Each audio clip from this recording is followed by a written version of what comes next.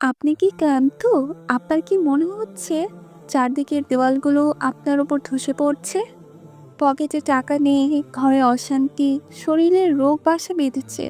আর যে চাকরির জন্য লড়ছেন সেখানে শুধু রিজেকশন আর রিজেকশন। আপনি হয়তো ভাবছেন, আমি তো দোয়া করি, তবে কেন কবুল হচ্ছে না? শুনুন তাহলে, আল্লাহ আপনার দোয়া শোনেন না, বিষয়টা এমন নয়। বরং আপনি হয়তো আসমানের সেই বিশেষ দরজায় কড়া নাড়ছেন না, যা একবার খুললে রহমতের জোয়ার চলে আসবে। এই রমজানে আমি আপনাকে এমন এক ম্যাজিক্যাল ড্র বলবো, যা তিন শক্তির কথা বলবো: ইস্তেগফার, দরুদ এবং তাহাজ্জুদ। যারা এই তিনটাকে আঁকড়ে ধরেছে তাদের জীবন বদলে যাওয়ার গল্প রূপকথাকেও হার মানিয়েছে। আসসালামু আলাইকুম ওয়ারাহমাতুল্লাহি ওয়াবারাকাতু। একটি বাস্তব জীবন কাহিনী দিয়ে আজকের ঘটনাটি শুরু করব। ইমাম আহমদ ইবনে হাম্বল ও এক রুটি বিক্রেতার গল্প। ইমাম আহমদ ইবনে হাম্বল একবার সফরে এক শহরে পৌঁছালেন। মসজিদে ঘুমানোর অনুমতি না পেয়ে তিনি রাস্তায় বসেছিলেন। এক রুটি বিক্রেতা তাকে দেখে দয়া করে নিজের দোকানে নিয়ে গেলেন। ইমাম লক্ষ্য করলেন সেই লোকটি আটা মাখছে আর প্রতিবার বলছে আস্তাগফিরুল্লাহ, রুটি বানাচ্ছে আর বলছে আস্তাগফিরুল্লাহ। ইমাম জিজ্ঞেস করলেন, আপনি কি এই ইস্তেগফারের কোনো সুফল পেয়েছেন? লোকটি হাসি মুখে বলল, আল্লাহর কসম, আমার খোদার কসম, আজ পর্যন্ত আমি যা চেয়েছি আল্লাহ আমাকে তাই দিয়েছেন। শুধু একটি দোয়া এখন পর্যন্ত কবুল হয়নি, আর তা হলো জগৎ বিখ্যাত ইমাম আহমদ ইবনে হাম্বলের সাথে দেখা করা। ইমাম আহমদ কেঁদে ফেললেন এবং বললেন, আপনার ইস্তেগফার আমাকে টেনে এনেছে আপনার কাছে। তাহলে কি বুঝলেন বলেন তো, কতটা পাওয়ারফুল আমল হতে পারে? এত বড় একটা মানুষকে আল্লাহ এই রুটি বিক্রেতার কাছে পৌঁছে দিয়েছেন, যেটা সে কখনো কল্পনাতেও ভাবেনি। তাহলে এই গল্পটা থেকে আমরা কি অনুপ্রেরিত হলাম বলুন তো? আপনার চাকরি হচ্ছে না, আপনি বেশি বেশি ইস্তেগফার পড়ুন। আপনার রিজিকে বরকত নেই, আপনি ইস্তেগফার পড়ুন। এটি আপনার গুনাহের দেওয়াল ভেঙে আল্লাহর রহমতকে আপনার ঘরে প্রবেশের রাস্তা করে দিবে। দ্বিতীয় নাম্বার, একটি বাস্তব জীবন কাহিনী দিয়ে শুরু করি। আর একটি বাস্তব কাহিনী যদি বলি, দরুদ শরীফের, যা অসম্ভবকে সম্ভব করার একটা মিরাক্কেল অস্ত্র। এক ব্যক্তি প্রচণ্ড ঋণে ডুবেছিলেন। পাওনাদারের ভয়ে তিনি ঘর থেকেই বের হতে পারতেন না। এক রাতে তিনি স্বপ্নে নবীজি সাল্লাল্লাহু আলাইহি সাল্লামকে দেখলেন। নবীজি তাকে বলছে, অমুক ব্যক্তির কাছে যাও এবং বলো আমি তোমাকে পাঠিয়েছি। লোকটি বলল, ইয়া রাসূলুল্লাহ, সে যদি প্রমাণ চায়? নবীজি বললেন, তাকে বলো সে যেন প্রতি রাতে আমার উপর 1000 বার দুরূদ পড়ে।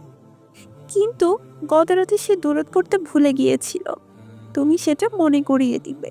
লোকটি গিয়ে সেই ধনী ব্যক্তিকে ঘটনাটা বলতেই সে কান্নায় ভেঙে পড়ল এবং লোকটির সব ঋণ শোধ করে দিল।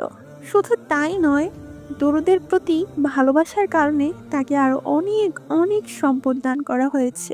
দরুদ পড়লে আল্লাহ আপনার দায়িত্ব নিয়ে নেন। আপনি যখন নবীজি সাল্লাল্লাহু আলাইহি সাল্লামের উপর দরুদ পড়েন, আল্লাহ ফেরেশতাদের বলেন, আমার বান্দা আমার প্রিয় হাবিবের প্রশংসা করছে, যাও তার সব দুশ্চিন্তা আমি দূর করে দিব। চলুন তাহাজ্জুদের একটি বাস্তবতা নিয়ে আলোচনা করি। তাহাজ্জুদের সময়টা এমন যখন রাজা তার প্রজাকে ডাকে শুধু দেওয়ার জন্য। আল্লাহ প্রথম আসমানে নেমে আসেন এবং ডাকতে থাকেন, কার কি লাগবে, কার গুনাহ মাফ করা দরকার, কার রিজিক দরকার, কার কি চাই। এক যুবক যার ক্যান্সার হয়েছিল, ডাক্তাররা হাল ছেড়ে দিয়েছিলেন। সে ঠিক করলো বাকি জীবনটা সে তাহাজ্জুদ পড়ে কাটাবে। প্রতি রাতে সে সিজদায় গিয়ে শিশুর মতো কাঁদতো। সে বলতো, হে আমার রব, দুনিয়ার ডাক্তাররা তো জবাব দিয়ে দিয়েছে, কিন্তু আপনি তো সেই ডাক্তার যিনি হাড়ের ভেতর প্রাণ দিতে পারেন। এই রমজানের এক রাতে তাহাজ্জুদ পড়ে সে অনুভব করলো তার শরীরে এক অদ্ভুত প্রশান্তি। পরের সপ্তাহে চেক আপে গিয়ে ডাক্তার স্তব্ধ হয়ে গেলেন। তার শরীরে ক্যান্সারের কোনো চিহ্নটুকু নেই। যা কেউ দিতে পারে না, তা তাহাজ্জুদে আল্লাহ দিয়ে দিতে পারে। তাহাজ্জুদে তীর কখনো লক্ষ্যভ্রষ্ট হয় না। যারা এই রমজানের সেহরির আগে মাত্র 2 রাকাত তাহাজ্জুদ পড়বে তাদের ভাগ্য আসমানে লেখা হয়ে যাবে। নিজের রুটিনটা অবশ্যই ফলো করুন। সারাদিন ইস্তেগফার পড়তে থাকুন। জবানে সব সময় রাখুন আস্তাগফিরুল্লাহ। কাজ করছেন, হাঁটছেন, ইস্তেগফার থামাবেন না। প্রতি নামাজের পর দরুদ শরীফ পড়তে থাকুন। অন্তত 100 বার, ছোট দরুদ, বড় দরুদ, যেটা আপনার পক্ষে সম্ভব হয়। 3 নাম্বার, সেহরির 15 মিনিট আগে তাহাজ্জুদটা অবশ্যই পড়বেন। সব আলো নিভিয়ে দিন। জায়নামাজে বসে শুধু আপনার আর আল্লাহর মাঝে কথা হবে। নিজের সব অভাব, সব কষ্ট সেখানে ঠেলে দিন। ইনশাআল্লাহ, যেটা মানুষকে বলে আপনি কিছু পান না, সেই কষ্টগুলো আল্লাহর সাথে শেয়ার করে অনেক কিছু পেয়ে যাবেন। তাহলে বন্ধুগণ, বাস্তবতা হলো দুনিয়া স্বার্থপর, কিন্তু আল্লাহ অসীম দয়ালু। আপনি হয়তো ভাবছেন আপনি খুব বড় গুনাহগার, আল্লাহ আপনাকে দেবেন না, কিন্তু এটা ভুল। শয়তান চায় আপনি নিরাশ হন, আল্লাহ চান আপনি তওবা করুন। এই রমজানই হোক আপনার জীবনের শেষ দুঃখের মাস। ইস্তেগফার দিয়ে গুনাহ ধুয়ে ফেলুন, দরুদ দিয়ে রহমতকে টেনে নিয়ে আসুন, আর তাহাজ্জুদ দিয়ে আল্লাহর কাছ থেকে আপনার ভাগ্য লিখিয়ে নিন। আমি কথা দিচ্ছি, ইনশাআল্লাহ ঈদের দিন আপনার চোখে আনন্দোজ্জ্বল থাকবে। আজকে তাহলে এখানেই শেষ করছি। আমাদের পাশে থাকতে অবশ্যই একটি সাবস্ক্রাইব, একটি লাইক, একটি শেয়ার এবং একটি কমেন্ট করতে ভুলবেন না। আসসালামু আলাইকুম ওয়া রাহমাতুল্লাহি ওয়া বারাকাতুহু।